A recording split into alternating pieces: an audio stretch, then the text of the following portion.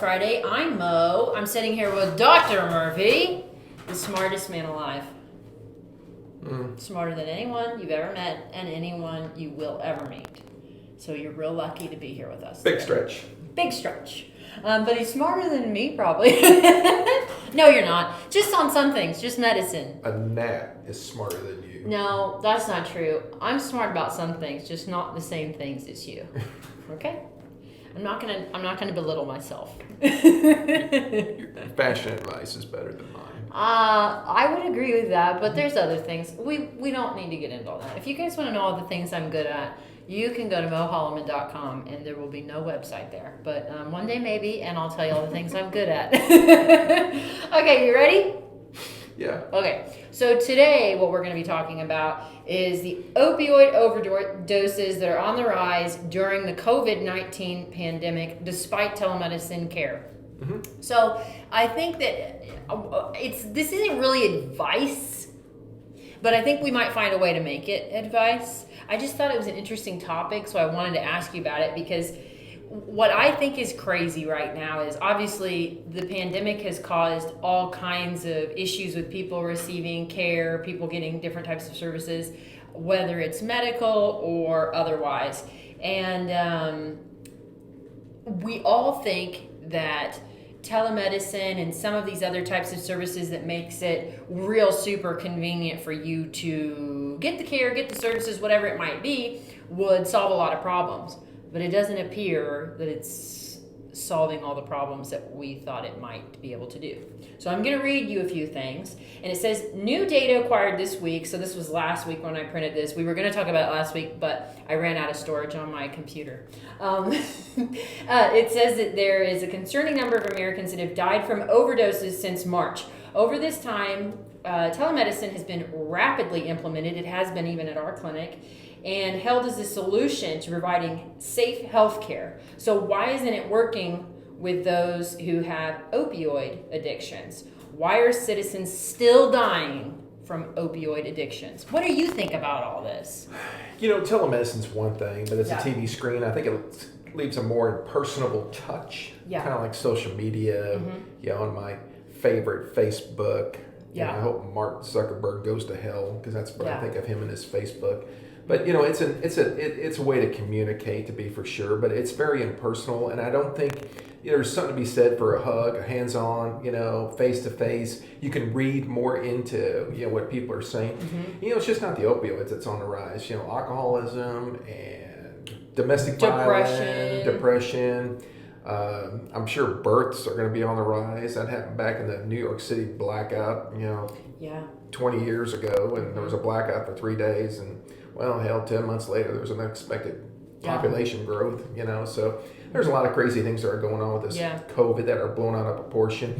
And, it's what happens when you put leaders in charge that don't know what they're doing and, the unintended consequences. They didn't think it through. You can't think of everything. No, you can't, but they should have. They should have got some smart people in there to think about this. Do you want to know didn't. One of the things they should have thought about? Some people don't have access to a computer. For example, those who are even poor, those who are homeless. Michelle, who do you think has opioid addictions? At my farmhouse in Diamond, Missouri, I don't have access to the internet. Yeah. So I don't have access. This says that here's the other thing that's tricky. A lot of people in America, a lot of people everywhere, they have mental health issues. They do. A lot of these individuals are not a lot. There's a good chunk of people who have mental health issues who are homeless. And it's not necessarily just because they're poor. It might be the mental health issues that are leading to them having a hard time being able to find a stable environment. I could go into all this. I don't want to go into all this, but you guys know what I'm talking about. Those individuals don't have any access. And then to say, they could come down to the health department. There are free services for them. There's this, there's this. Yes, those, they could go places, but I'm going to tap this back on, but with the COVID pandemic, it's reduced a lot of options limited. for people to go in person It's limited. Are you going to call them on the phone? No. Am I going to run around the streets of San Francisco or wherever else there is and say, hey? No, because people aren't meeting in person. So that makes it tougher for people. And I'm sure they get frustrated and everything like everybody else and just done. And we literally have patients who come in here all the time who are getting their medical marijuana certifications. You have to submit that online. Now, do I think that that is incredibly handy and the best solution to make sure that we can get people licenses fast, affordably, and without all kinds of government, extra bloating in government with departments and da-da-da-da? Yes. There are a lot of people who really struggle with a computer, and we see it all the time here with those certifications online. So assuming telemedicine is the best option for everyone is not only is it problematic, it's dangerous. It is, but good news is here at our clinic, we do assist people. We do. On to help them get online and get In their fact, medical needs taken care of. Well, who helps you? So if you come in, I'm the one who you'd be talking to. And then, of course, with our telemedicine, we set up options for people who are not able to come in and be seen that way. We do our best to provide assistance. Some people don't have the money for that type of technology. So again, and the other thing, insurance companies are going to balk at paying for it. Well, and the restrictions and the rules and the regulations we have seen change all the time for providers. Weekly. So it's really hard to stay on top of for medical providers and with what is the malpractice and this tricky. This gets really interesting. So Yeah. they change the rules all the time. Yeah. And then we're hooked to the internet, and we are here at our office, of course. Yeah. And state of Missouri and none of the other states actually send us any information. We actually have to go find it. You got to be proactive. Yeah, you as have to all go get out. find it to see if you're breaking the law. And then you have to interpret it. Yeah, because it's very vague. It's very vague and ambiguous. And nobody cares if you interpret it. But if you break the law, they're going to come prosecute you wrong. and sanction my license. Yeah. It's very tough. And what is just so tricky right now is, everybody's doing the best they can, and it's really hard. And it's very frustrating. There is no such thing as one size fits all, and there's just a lot of people right now suffering as a result. Yep, unintended consequences. Yeah.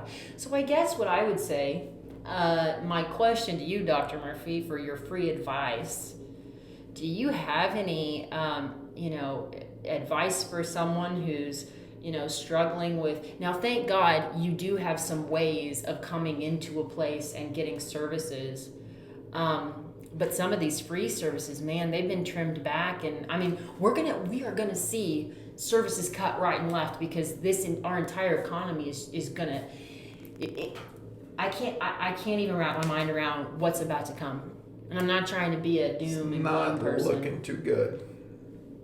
What are we gonna do, man? Do we have any advice?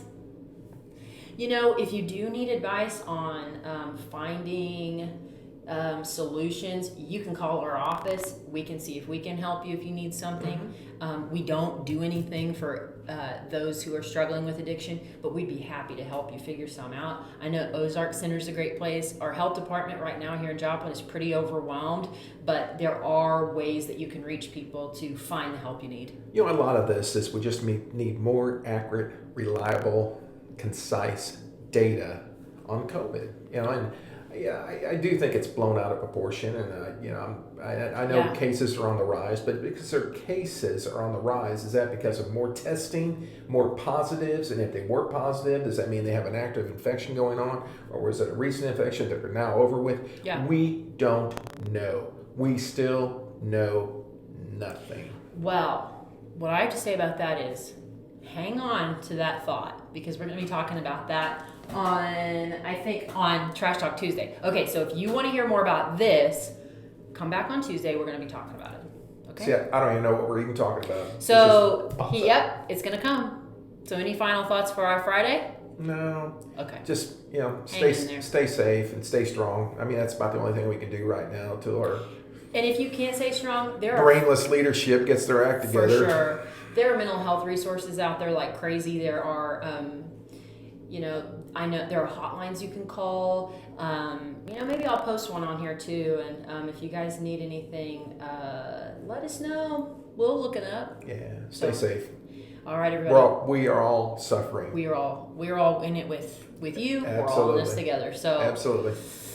Hang in there. And until next time, we will see you I guess, on Monday for Mythbuster Monday. See you then.